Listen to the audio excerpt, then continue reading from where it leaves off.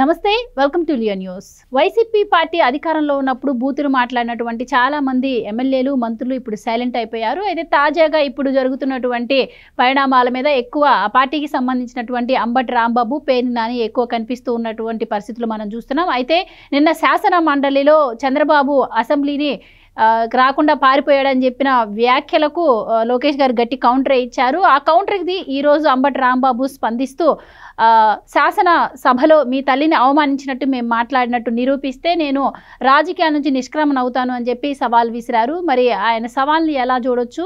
మరి జరిగిన పరిస్థితులు కళ్ళ ముందు మనకు కనిపించి ఆంధ్రప్రదేశ్ ప్రజలందరికీ తెలిసి ఓటమి పాలు చేసినా కూడా మరి ఆ పార్టీ నేతల్లో ఎలాంటి మార్పు వస్తున్నట్టయితే కనిపించట్లేదు. మరి ఆయన సవాల్ గురించిన మరిన్ని విషయాలు తెలుసుకుందాం. మనతో పాటు ఉన్నారు senior political journalist Durga Kumar గారు. నమస్కారం సార్. నమస్కారం మా గోవర్ధని, మన వీక్షకులు కూడా నమస్కారం సార్. నిన్న శాసన మండలిలో చంద్రబాబు అసెంబ్లీకి రాకుండా పారిపోయాడు అన్న మాటకి లోకేష్ గారు క్లియర్గా ఎక్స్ప్లెయిన్ చేసి చెప్పడం జరిగింది. ఆయన కొంచెం ఉద్రేకానికి కూడా గురయ్యారు. సో దానికి బొత్స గారు ఒక మాట అన్నారు, ఎప్పుడు మేము మహిళలను అవమానించలేదు, దాన్ని మేము సపోర్ట్ చేయమని కూడా అని చెప్పడం జరిగింది. కానీ సపోర్ట్ చేయకపోతే మరి అలాంటి వాళ్ళకి మీరు పదవులు ఎందుకు ఇచ్చారని చెప్పి లోకేష్ గారు అడిగారు. సో దానికి ఈరోజు అంబటి గారు స్పందించి మీ తల్లిని అవమానించినట్టు నిరూపిస్తే నేను రాజకీయాల నుంచి నిష్క్రమణ చెందుతానని అన్నారు. ఎలా చూడవచ్చు అంటారు సార్? ఇది నిజం కాదంటారా? అప్పుడు ఆంధ్రప్రదేశ్ ప్రజలందరికీ తెలియదంటారా? శాసనసభలో జరిగింది, మరి ఆంధ్రప్రదేశ్ ప్రజలందరూ చూశారు. అలాగే మరి చంద్రబాబు గారు ఏడవటం కావచ్చు, ఇవన్నీ కూడా మనం చూసాం కదా. ఇలా మాట్లాడడాన్ని ఎలా చూడవచ్చు అంటారు? ఇది దొంగలు పడ్డ 6 నెలలకి కుక్కలు మురిగిని అన్నట్టుగా ఉందమ్మా. అట్లాగే ఇంకొక సామెత కూడా ఉంది, జస్టిస్ డిలేడ్ ఈజ్ డినైడ్ అని. అంటే న్యాయం సకాలంలో జరగకపోయినప్పుడు అది న్యాయం జరిగినట్టు కాదు. అట్లాగే ఆ రోజు ఎంతో రాష్ట్రంలో 2 తెలుగు రాష్ట్రాల్లోనూ ఆవేదన కలిగిన అంశం.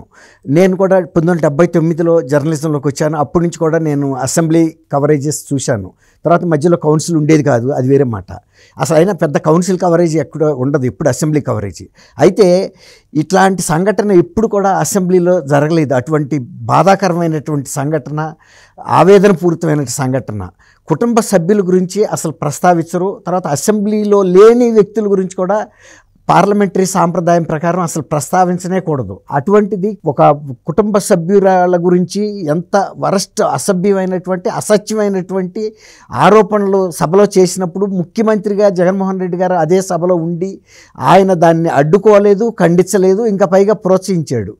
ఇవాళ అంబటి రాంబాబు గారు వచ్చి నేను గనక జరిగితే నేను రాజకీయాల నుంచి నిష్క్రమిస్తానంటాం చాలా అవివేకమైనటువంటి మాట. ఎవరైతే ఆ మాట మాట్లాడాడో ఆ వ్యక్తి 2 రోజులు సైలెంట్గా ఉన్నా కూడా వల్లభనేని వంశీ అతను కూడా 2 రోజులు సైలెంట్గా ఉన్నా కూడా సభ్య సమాజం, తర్వాత ప్రజలందరూ కూడా చీకొట్టిన తర్వాత కుటుంబ సభ్యులు కూడా నేను అనుకోవటం బహుశా ఒత్తిడి తీసుకొచ్చి ఉంటారు, నువ్వు చేసిన తప్పుకి క్షమాపణ చెప్పమని. అప్పుడు సభలో చెప్పాడు ఆ భాష వాడిన మాట వాస్తవం అని.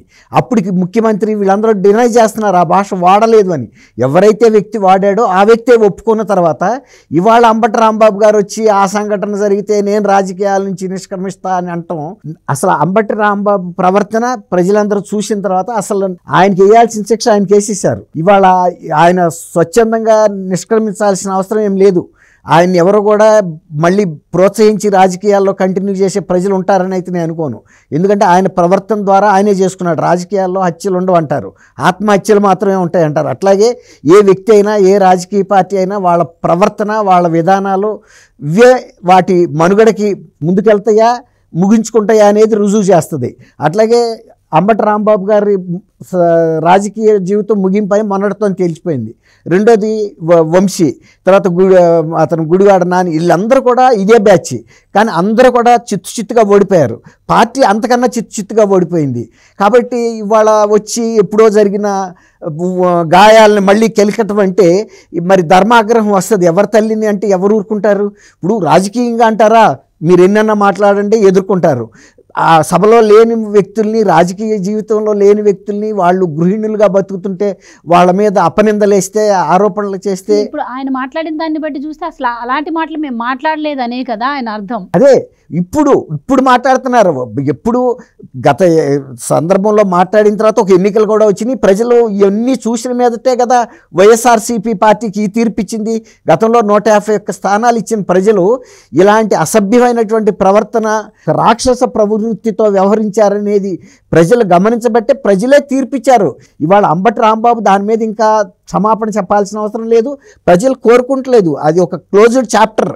ఒక గాయం పడింది ప్రజల మనసుల్లో. 2 రాష్ట్రాల ప్రజలు, రాజకీయాల్లో ఉన్న వ్యక్తులకే కాదు, లోకేష్ గారికే కాదు, జనసామాన్యం కూడా దాన్ని అసహించుకోబట్టే అటువంటి తీర్పు ఇచ్చారు. కాబట్టి ఇవాళ అంబటి రాంబాబు గారు వచ్చి చెప్పే క్షమాపణ ఇంక అక్కర్లా. ప్రజలు కూడా అంటే వాళ్ళకి 11 సీట్లు ఇచ్చారని మీరు అంటుంటే 11 సీట్లు ఇవ్వడానికి కూడా కారణం చంద్రబాబు కుట్రేనంట. అండ్ దీనిపై అంటే జరిగిన నిజాలు కళ్ళ ముందు వాస్తవాలు కనబడి ప్రజలందరికీ తెలిసినా కూడా ఇంత నిస్సిగ్గుగా అబద్ధాలు, అంటే జరిగిన వాటిని జరగనట్టుగా చెప్పటాన్ని ఎట్లా చూడొచ్చు? అంటే ఒక ఈ భువనమ్మ గారి విషయం అనే కాకుండా ఇటు రఘురామకృష్ణరాజు గారి విషయంలో కూడా అంబటి రాంబాబు స్పందించడం జరిగింది. రఘురామకృష్ణరాజు అప్పటి ప్రభుత్వానికి విరుద్ధంగా పచ్చి బూతులు మాట్లాడారు. ఆ బూతులు మాట్లాడించింది కూడా చంద్రబాబే. అండ్ ఆయన ఎలాంటి హింస పెట్టలేదని సుప్రీంకోర్టే చెప్పింది. నిన్నొచ్చి ఆయన చిత్రహింసలు పెట్టారని చెప్పి మాట్లాడుతున్నారు. ఇదంతా కూడా చంద్రబాబే చేపించారు అని చెప్పి జగన్మోహన్ రెడ్డి చంద్రబాబు లాగా నటించలేడు, ఉన్నది ఉన్నట్టు మాట్లాడే వ్యక్తి జగన్మోహన్ రెడ్డి అని మాట్లాడుతున్నారు. ఎలా చూడొచ్చు? జగన్మోహన్ రెడ్డి గారు నటుడా కాదా, ఆస్కార్ నటుల కన్నా మించిన ఆయన కాదా అంటానికి ఒక సింపుల్ ఎగ్జాంపుల్ చెప్తాను. నేను 2019లో వివేకానంద రెడ్డి గారి హత్య కేసులో ఆయన అన్ని మీడియా కెమెరాల ముందు ఎంత బాహాటంగా చెప్పాడు చంద్రబాబు నాయుడు గారి గురించి. ఏమన్నా శ్రింక్ అయ్యాడా మనిషి? ఆయనకి తెలియదా ఎవరు చంపారో? ఇప్పుడు నెల్లూరులో ఉన్న పిన్నెల్లి రామకృష్ణారెడ్డి జైల్లో ఉంటే హెలికాప్టర్ వేసుకుని వెళ్ళి పలకరిస్తాడు. సొంత బాబాయిని ఘోరంగా చంపితే ఆయన కారులో వెళ్తాడు మెల్లిగా సాయంత్రానికి చేరేటట్టుగా. అంటే అక్కడే తెలుస్తుంది కదా ఇదంతా ఏర్పాట్లు. నేను వచ్చేటప్పటికి అన్నీ సర్దేసేయండి, రావటం ఆలస్యం, దహన కార్యక్రమాలు చేసేద్దాము అనే ఒక ముందస్తు ప్రణాళిక. ఆర్గనైజ్డ్ క్రైమ్ అంటారు చూసారా, ఆర్గనైజ్డ్ క్రైమ్కి బెస్ట్ ఎగ్జాంపుల్ వివేకానంద రెడ్డి గారి హత్య. దాన్ని ఒక పథకం ప్రకారం చేశారు. దాన్ని అందుకే వాళ్ళు గుండెపోటని కూడా వాళ్ళ పేపర్లోనూ మీడియాలో కూడా ప్రసారం చేశారు.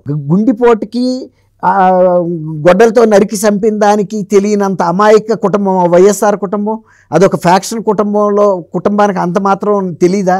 తర్వాత డాక్టర్స్ కూడా వచ్చారు కదా. ఇప్పుడు భారతీరెడ్డి ఫాదరే డాక్టరు.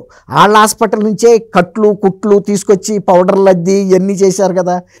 గుండె నొప్పి అని ఎట్టా చెప్తారు వాళ్ళు. కాబట్టి ఒక ఆర్గనైజ్డ్ క్రైమ్ చేసే వ్యక్తులకి ఇక ఇంతకన్నా ఏం మాట్లాడతారు? ఎంత నటన ఇదంతా కూడా జరిగింది. ఆ నటన కన్నా మించి ఇంకెవడన్నా నటించగలుగుతారా? ఏ ఆస్కార్లో కూడా నటించలేరు. ఇవాళ కనీసం ఆ రోజు నేను తప్పు చెప్పాననే మాట ఈయన చెప్పాడా జగన్మోహన్ రెడ్డి? కనీసం అంబటి రాంబాబు అన్న చెప్పాడా? అవును ఆ రోజు వీళ్ళు చేసిన ఆరోపణ తప్పు, చంద్రబాబు నాయుడు గారికి హత్యతో సంబంధం లేదని ఇవాళ క్షమాపణ చెబుతాను అంటున్నాడు. ఈ క్షమాపణగా చెప్పాల్సింది వాళ్ళు.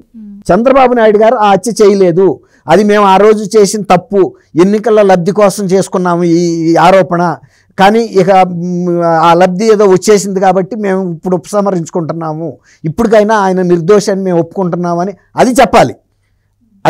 అది అంతకన్నా ముందు జరిగిన సంఘటన, అంతకన్నా ఘోరమైన సంఘటన. నిర్దోషిని మీద ఒక హత్య చేశారు ఆరోపణ. సరే ఇది ప్రజలు తీర్పిచ్చేశారు. భువనమ్మ మీద వాళ్ళు మాట్లాడిన పిచ్చి మాటలన్నిటికీ ప్రజలు బాధపడ్డారు. ఇట్లాంటి పార్టీని ఇప్పుడు కూడా అసలు అధికారంలోకి రానివ్వకూడదు, బుద్ధి చెప్పాలి అని ఎవరైతే ఇప్పుడు కాకినాడ చంద్రశేఖర్ రెడ్డి వీళ్ళందరూ కూడా ఆ దుర్మార్గంలో పాత్రధారులే. ఇప్పుడు కౌరవ సభలో జరిగినటువంటి అపచారంలో ద్రౌపది వస్త్రాపహరణం అప్పుడు వాళ్ళందరూ ఎలా చనిపోయారో వీళ్ళు ఈ ఎన్నికల్లో ఇమీడియట్గా జరిగిన ఎన్నికల్లో ఓడిపోయారు. అదే పెద్ద శిక్ష. పార్టీ కూడా శిక్ష అనుభవించేసింది. ఇక వాళ్ళ అంబటి రాంబాబుకి ఏం విశ్వసనీయత ఉందని ఆయన చెప్పే దీనికి క్షమాపణకో ఏం విలువ ఉంటుంది? చేయాల్సింది చేశారు. చేసిన తర్వాత ఇవాళ చెప్పడంతో ఏమి మనసులో పడ్డ గాయం తగలదు. శారీరకంగా జరిగిన భౌతిక గాయం అనుకోండి అది మానుతుంది, మానసిక గాయం ఎప్పుడు మానదు. ఇక అది కాలమే మాన్చాలి. ప్రజలే దానికి ఆ తీర్పు ద్వారా చాలా వరకు మాన్పిచ్చేశారు. కాబట్టి ఇవాళ ఇటువంటి లైట్ వెయిట్ ఇప్పుడు అంబటి రాంబాబు కానీ వీళ్ళందరూ కూడా రాజకీయాల్లో ఒక విలువగల మనుషులు కాదు. ఏ గాలికి ఆ గాలి మాటలు మాట్లాడతారు. అక్కడ స్థానిక ప్రజలకు కూడా తెలుసు అంబటి రాంబాబు ఏంటో. ఒక వ్యక్తి చనిపోతే ఆ అబ్బాయికి వచ్చిన నష్టపరిహారం ఆ తల్లికి ఇచ్చే సందర్భంలో అతను దానికి కూడా కమిషన్ అడిగాడంటేనే ఆయన వ్యక్తిత్వం ఎంతదో, ఆయన స్థాయి ఎంతదో గొప్పది. ఆ సొంత అల్లుడు, నేను అటువంటి నికృష్టుడికి అల్లుడిగా ఉండేందుకు నేను బాధపడుతున్నాను, ఇట్లా అల్లుడిని బాధలు పెట్టేవాడు ఎవడు కూడా మామలా అంటే ఆడు ఉండడు అని కూడా చెప్పాడు. కుటుంబ సభ్యులు కూడా ఆయన వ్యక్తిత్వం గురించి చెప్పారు. కాబట్టి ఇవాళ నేనేదో పెద్ద మొనగాడిని వచ్చి ఈ విషయంలో ఆ రోజే చెప్పుంటే కనుక నిజంగా అతనికి ఆ పేరు ఉండేది. జగన్మోహన్ రెడ్డి కన్నా కూడా మంచి పేరు వచ్చేది. కనీసం జగన్మోహన్ రెడ్డి ఒప్పుకోకపోయినా ఆ సంస్కారం అంబటి రాంబాబు చూపించాడు అని. ఇప్పుడు ఆ రోజున కౌరవ సభలో 99 మంది అన్నదమ్ములు ఒప్పుకోకపోయినా ఒకడు ఖండించాడు. ఆ ఒక్కడు చరిత్రలో మిగిలిపోయాడు. అట్లాగే ఆ రోజు కనుక ఖండిస్తే బాగుండేది. అయిపోయిన తర్వాత, సమయం దాటిపోయిన తర్వాత ఇచ్చే ముందుకి విలువ ఉండదు. అట్లాగే అంబటి రాంబాబు లేటుగా స్పందించాడు. దొంగలు పడ్డప్పుడు కుక్క మరగాలి. దొంగలు పడి అంతా ఎత్తుకెళ్ళిపోయిన తర్వాత 6 నెలల తర్వాత మురిగిన కుక్కకి విలువేముంది? దాంతో ప్రయోజనం మాత్రమే ఉంది. వాళ్ళు అంబటి రాంబాబు గారి ప్రకటన కూడా అంతే. కాబట్టి బోనమ్మ గారి మీద ఎటువంటి మాటలు మాట్లాడినా ప్రజలైతే దాన్ని ముక్తకంఠంతో ఖండించేశారు. ఆమెకు ఒక ఇది దొరికింది, ఒక శాంతన. ఇట్లా కనీసం ప్రజలను ఆ తరపున నిలబడ్డారు, నిజం గెలిపించారు. ఆమె ఆ నిజం గెలవాలని ఆమె పోరాటం చేసింది. కాబట్టి ఆమె విజయం సాధించేసింది. ఇలాంటి కుక్కలు వచ్చి ఎటువంటి మాటలు మాట్లాడినా ఏదో పెద్ద మేము చేస్తామని బీరాలు పలికినా వాటి మూలాన ప్రజలేమి పెద్ద పట్టించుకోరు. దాంతో వచ్చే ప్రయోజనం కూడా ఉండదమ్మా. ఆయన కూడా రాజకీయాల నుంచి ఆల్రెడీ నిష్క్రమించి ప్రజలే పంపించేశారు. ఆయన స్వచ్ఛందంగా ఆయన తొలగక్కర్లా. నువ్వు అర్హుడు కాదని చెప్పిన తర్వాత ఇప్పుడు ఎందుకు ఆయన తొలగేది? థ్యాంక్ యూ అమ్మ గోవర్ధని, మన వీక్షకులు కూడా. Please subscribe to Leo news for more videos.